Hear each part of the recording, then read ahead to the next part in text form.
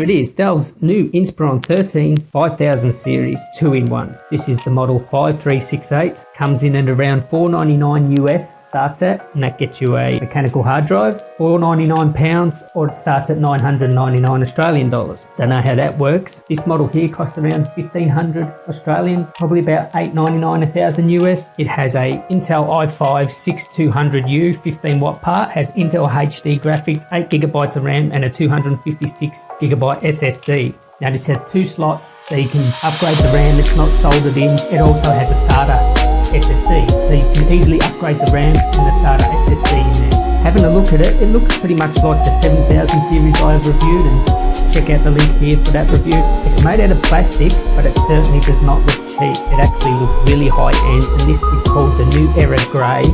I would call it more of a gunmetal grey. It's like space grey, and I love this colour. The finish is beautiful. You can even see here on the hinges, they finish it in the same colour as the body of the unit. It's really beautiful design. You can see here the finish is beautiful. I hope the camera really shows how nice the finish is on that. You have the special hinges here that let it flip back nearly 360 degrees. On the bottom here, you'll have the rubber strips. You have the 2 vents here, and it does get a little bit warm here when you game. I'll talk more about that later. And you've got the 2 speakers here. Very easy to upgrade. Just undo these Phillips head screws, pull it off, and very easy to upgrade. But all in all, I love this squared off design here. It looks very square, rounded off a little bit here. This New Era Grey is really beautiful, and it certainly looks high end even though it's plastic, and the plastic makes it very robust. It can take a pounding, so you don't have to worry there. Let's have a look at the ports. Up here you have a 720p webcam and infrared, so it should work with Windows Hello. So on the left hand side you have the power jack there, HDMI 1.4 port there, 2 USB 3 and the headphone and microphone jack there. On the other side you have the power button, you have the volume rocker, SD card, USB 2 there, and the security lock. It's not a Kensington, it's called a Noble lock or something like that. Now just on having the power button here, you can imagine if you have it in tablet mode and you put it down like that, you can activate the power button, so be careful with that. So one of the differences with this compared to the 7000 series is you don't get a backlit keyboard. Now the keyboard is very nice to use. It's a little bit shallow. If you don't like shallow keyboards, you won't like it. I find it nice to use. I have no problem with using it for long periods of time, but it doesn't have a backlight, so just remember that. Trackpad, it's a little bit clunky. It's very similar to the 7000 series that I reviewed. It's clunky, but it works well. And just one thing to mention is that this is a brand new computer, and it's got a couple of buggy drivers. One of them was to do with the trackpad. I upgraded to the latest firmware. I've upgraded all the drivers. This isn't exclusive to Dell, but some computers, when they first come out, the first couple of weeks, the drivers are buggy and so on. This was with the trackpad here. Dell are pretty good. They usually fix the drivers within a couple of weeks, but just know if you get this now, you might have a buggy driver with your trackpad there, but it works well. Another difference between this and the 7000 series is also you don't get the USB Type-C on this.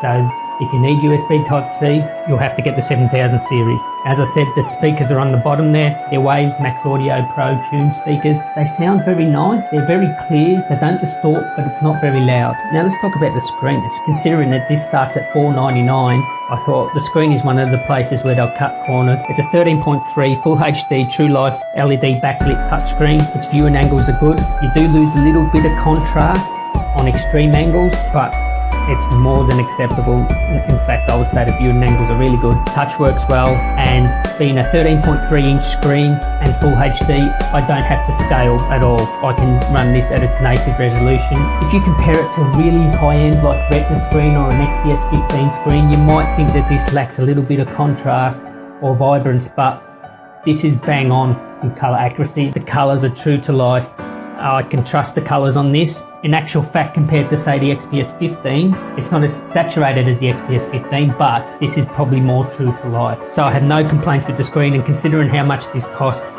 well done Dell there. So the battery life is really good. Dell claim up to 9 hours. I can get 7 hours, nearly 8 hours out of this, no problem. Web surfing, browsing, whatever. Of course, if you game, you're not going to get that sort of battery life.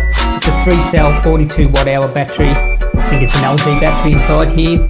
I've never been able to kill it in a day except when I was gaming on it, so if you're just using it for reserve and productivity, I think you'll find it hard to kill in a day. So good battery life.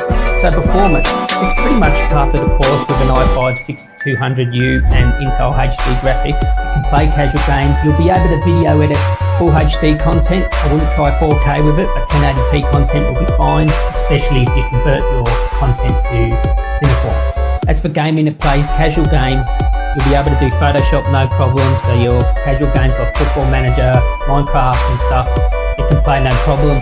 And a lot of people are going to ask me, can it play AAA titles? Well, in the game, it gets really hot around here. Not hot that you can't touch it and you can't have it on your lap, but it does get warm.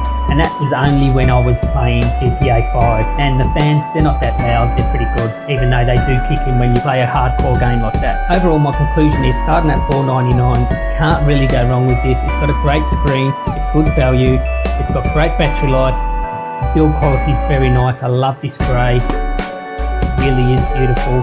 It's built tough, finish is spot on, and it's a decent performer.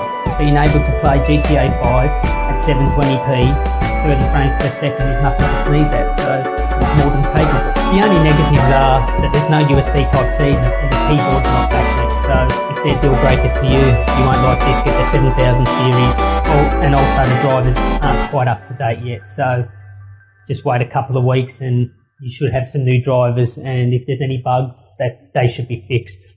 Also, Dell only sell this with a maximum of 8GB currently at the moment. I don't know if it supports any more. I assume it would be able to support 16GB, but currently they only sell this with 8GB of RAM. So there you have it. That's my review of Dell's Inspiron 13 5000 series. It's a great computer. I really have no hesitations on telling you, definitely worth buying this computer. It's great value. I will be doing a gaming review on this device, so make sure you subscribe to see that. Please give me a thumbs up. That really helps me out there, guys. And let me know in the comments if you've got any questions. I've got lots more tech content coming soon, so subscribe to see all that. And until next time, guys, tally.